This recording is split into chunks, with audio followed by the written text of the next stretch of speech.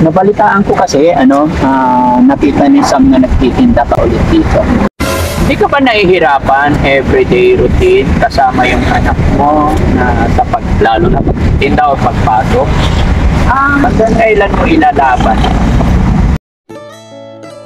Ban ka lang, lagi kang mag-pray kay God. Ito, bilangin mo para sa'yo, para mapagbayad ka ng pag-tuition. 1, 2, 3, 11.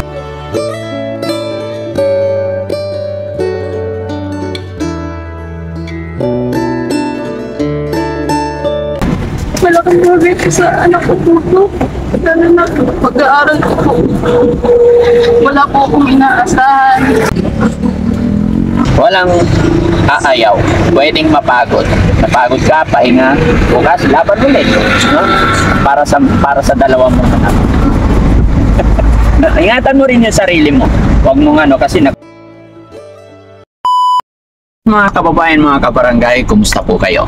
Yan, mga kababayan, sa ilang araw nating pamamalagi sa Bisaya, Iloilo, Katiklan, Aklan, Capiz, nakabalik na po ang Team Daddy Frankie dito sa Luzon. At syempre mga kababayan, during that time na nandoon po kami sa Bisaya, may nakapagsabi sa akin, naispatan ng isa nating scouter ang isa sa mga beneficiary natin na nagtitinda, mga kababayan. Although yun talaga naman ang trabaho niya. At nung nakausap kung bakit siya nagtitinda, dahil daw po naghahabol siya sa kanyang tuition sa kanyang school, pambayad niya sa kanyang school. Kaya naman mga kababayan, nung nakarating kay Daddy Frankie, ay minabuti ng Team Daddy Frankie na pupuntahan siya. Kanya nga lang mga kababayan, sa panahon na ito, sa oras na ito, hindi pa kumpleto ang team dahil yung iba nating mga kasamahan ay nagpahinga muna dahil medyo napagod sa ilang araw namin malalayo at mahabang biyahe. Pero syempre mga kababayan, gusto kong kumustahin ang ating mga ilang beneficiary ng Team Daddy Frankie. So mga kababayan, sino nga ba yung namataan ng isa sa mga scouter ng Team Daddy Frankie? Samahan niyo po ako nang malaman ninyo kung sino. Tara, let's go tayo.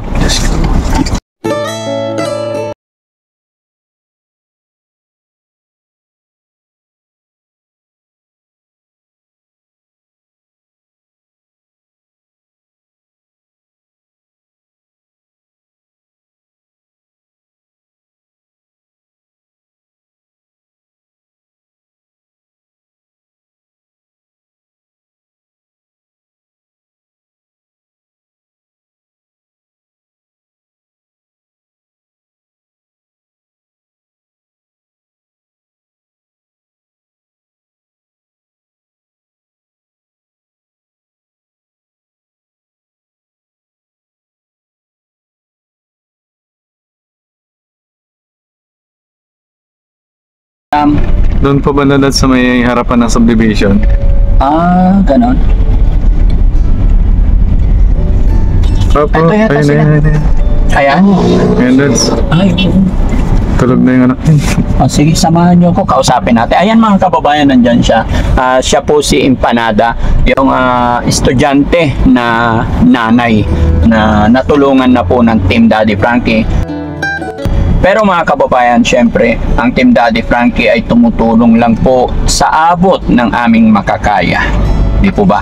Pero syempre, pumupunta-punta kami sa ibang lugar para makatulong din sa mga iba nating kababayan. Kaya hindi naman totally talaga na 100% natutulungan ni Daddy Frankie. Pero mga kababayan, as long as kaya namin tumulong, ay tutulong kami. Lalo na't nabalitaan namin na nangangailangan siya ng pag-tuition. Kaya naman, eto mga kababayan, samahan nyo ko at kumustahin po natin si Empanada Girl. Tara. Mga kababayan, samahan nyo po ako at kumustahin natin.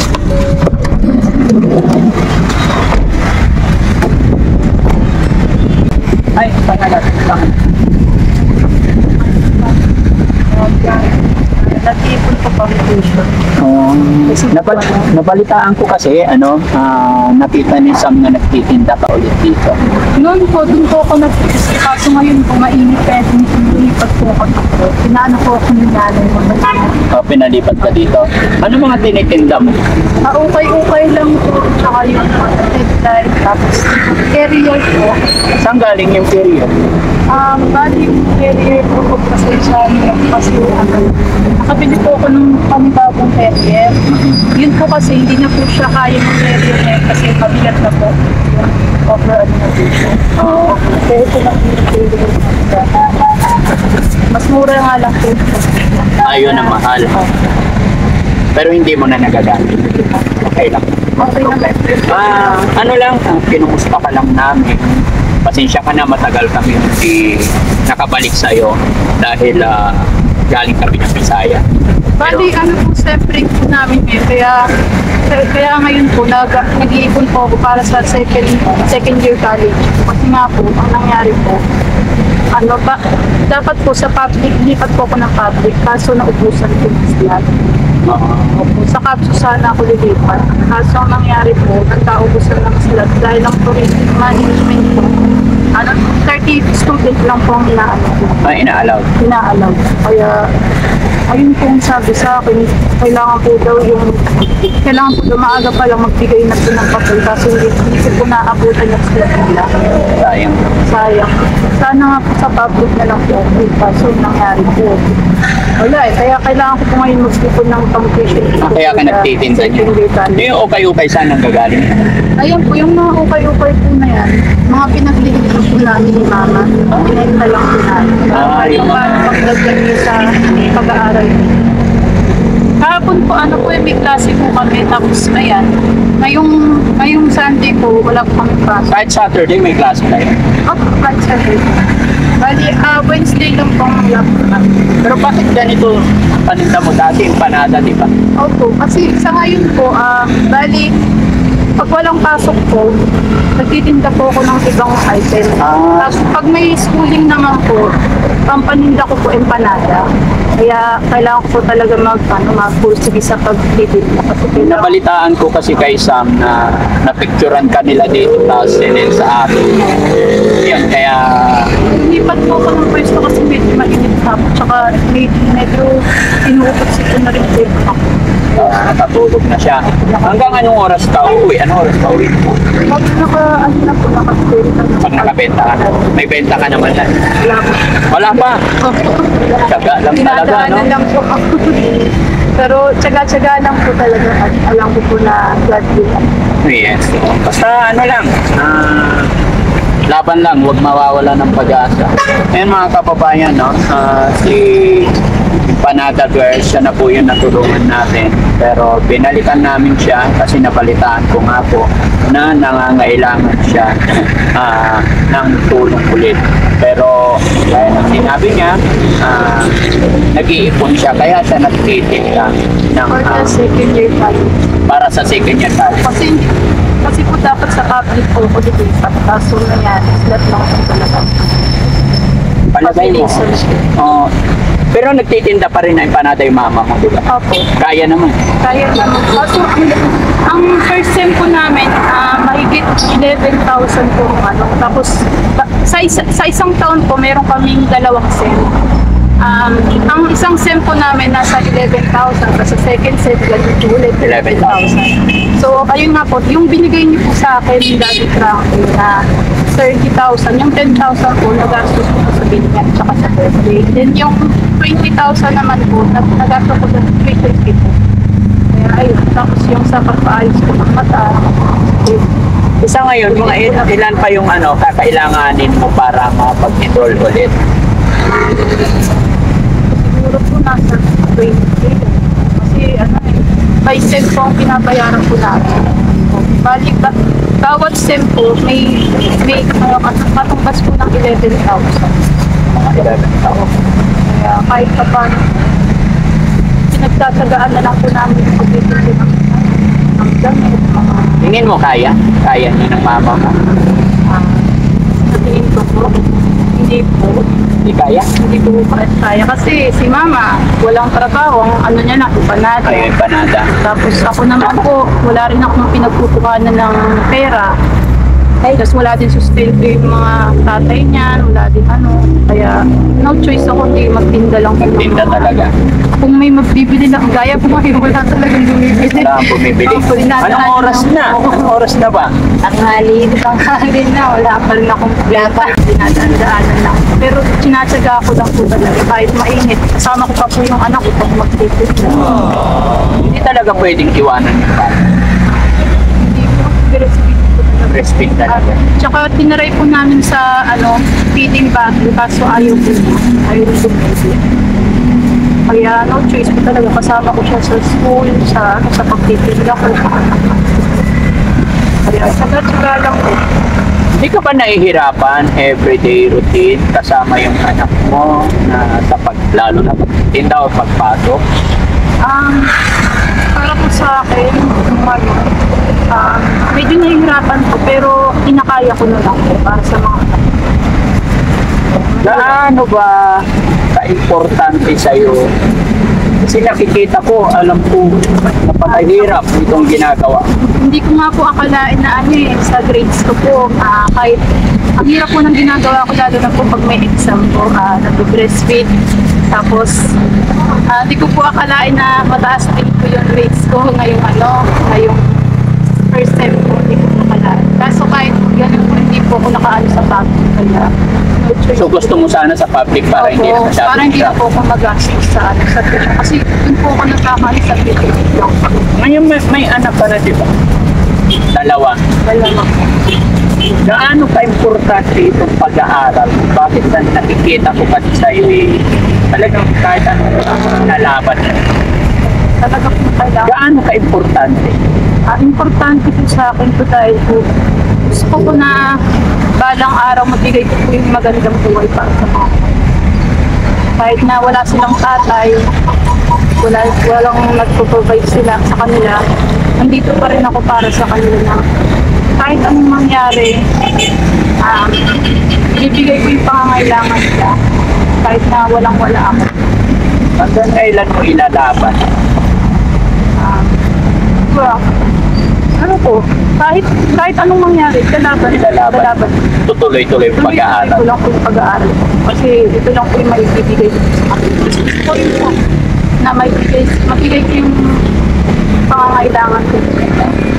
Pansin ko parang nag-matured ka, unlike nung una kitang nakita. Ha? Okay ka lang? Kaya pa? Kaya po. Kailangan po talaga kayaan. Oo. Tawag yun, sige. Tuloy-tuloy mo lang. Huwag kang bibigay. Basta, andito lang lagi ako. Hanggat kaya namin mag-abot ng kaunting tulong, gagawin namin. Pero gaya ng aking sinabi, pagpasensyahan mo yun na kaya namin kasi marami rin tayong difficulty. Kaya pinagpipray ko, sana lumaki pa yung aking channel. Marami tayo mag-views pa para mas makatulong pa. No? Sige, wait lang po ako ng bigyan natin siya ng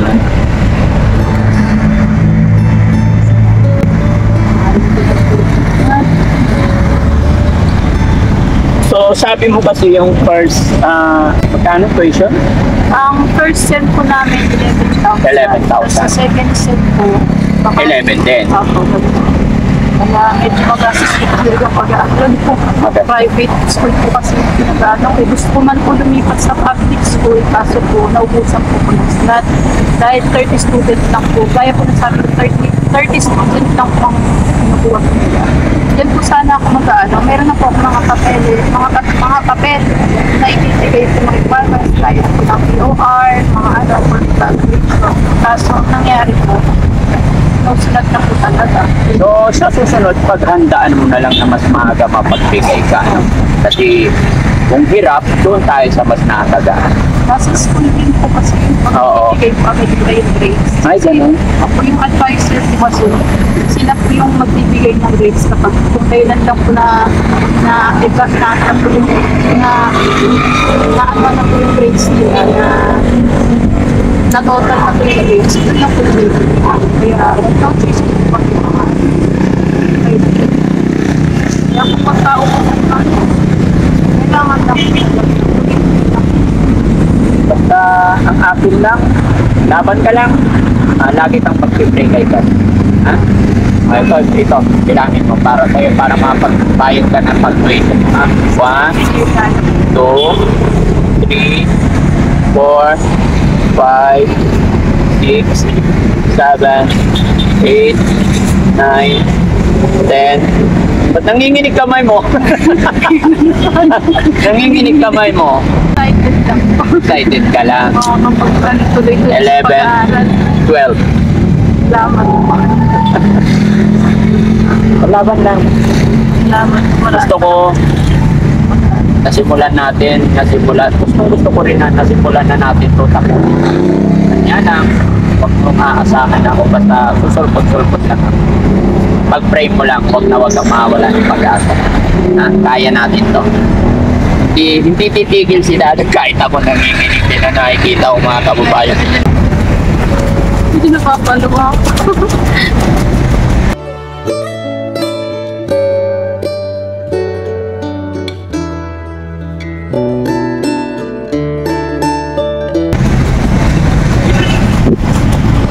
Salamat po.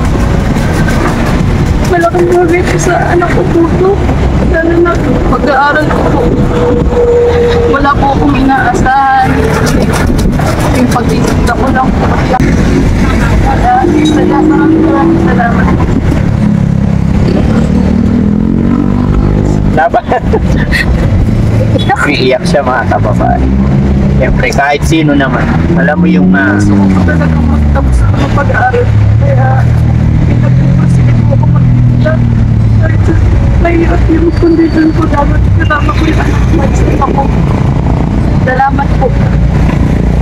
Marami malaking bagay sa pag-aaral ko. laban lang.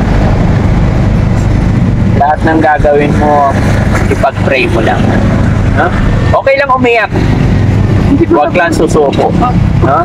Hindi ko na po naiwasan na. Oh, yes, naiintindihan kita. Nararamdaman ko yung hirap na pinagdadaanan mo kasi magulang din ako at magulang ka. May pangarap ka. Kaya tuloy-tuloy mo lang yan. Talaga magtapos. Yes. Basta huwag kang mag-alala. Sige, tutulungan kita. Gaya na ating sinabi, dito lang naman ako. Kaya, walang aayaw. Pwedeng mapagod. Napagod ka, pahinga. Bukas, laban ulit. No?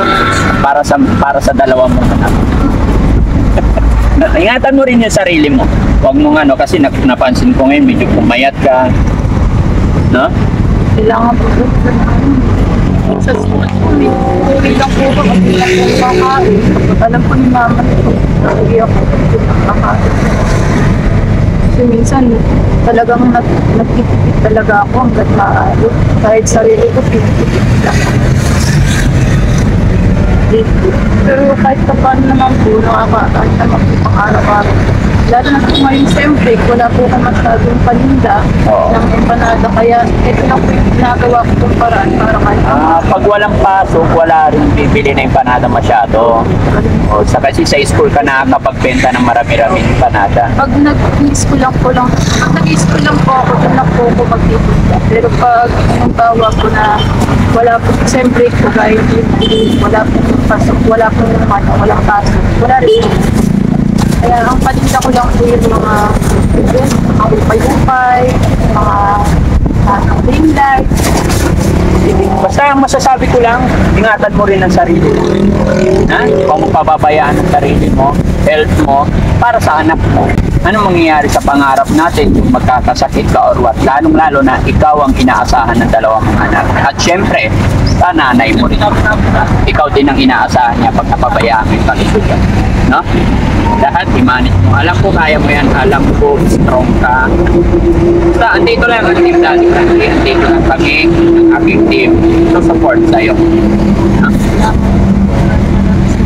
More blessings sa team Daddy Frankie. Yes. Basta minsan may mga time talaga na nawawala kami, malayo kami, pero wag nung iisipin na kami ay wala na, hindi. Babalik at babalik kami. Easy lang talaga kami. No? Pero sige, promise, hindi ka namin pababayaan. Babalik-balikan ka namin. Basta Keep on praying lang. Na? Yun lang. So ayun mga kababayan, in-update ko lang po kayo at binalikan ko lang din si Empanada Girl na siya na yung dati natin tinutulungan at babalik-balikan pa rin natin. No? Kaya maraming salamat mga kababayan sa walang sawa ninyong pagsuporta sa Team Daddy Frankie. Dahil po sa inyong panonood, pag-share ng mga videos natin, nakakatulong din tayo sa kagaya ng mga kababayan nating nangailangan talaga ng tulong. Kaya pansamantala po mga kababayan, magpapaalam po ang inyong lingkod. Pero syempre, bago tayo magpaalam, shoutout ko muna ang Team Rise Above. Maraming salamat po sa walang sawang pagsuporta. Mga kababayan, kung may mga bago pa lamang dito sa aking channel, maglalambing po si Daddy Frankie. Support nyo po ang Daddy Frankie nang sa ganoon ay mas makatulong pa tayo. Shoutout din po sa mga kababayan natin OFW, mga kababayan natin na sa ibang bansa. Mag-ingat po kayo. Ingat, doble ingat. God bless po sa atin lahat. Thank you so much po. Ano masasabi mo sa mga followers natin? Maraming salamat sa inyong lahat at sa mga followers at sa mga taong sumusuporta po sa Team Rise Above, sa Team Daddy Frankie at lalo na po sa Diyos at kay Daddy Frankie. Dahil hanggang ngayon po ay nandiyan pa rin po sila para suportahan yung mga at tinutulungan pa po yung mga taong nangangailang gaya ko po na solo parent lang po. Kaya malaking pasasalamat po sa inyong lahat at naway nasa mabuting kalagayan po kayo at God bless all of you po. Thank you po. All more blessings po.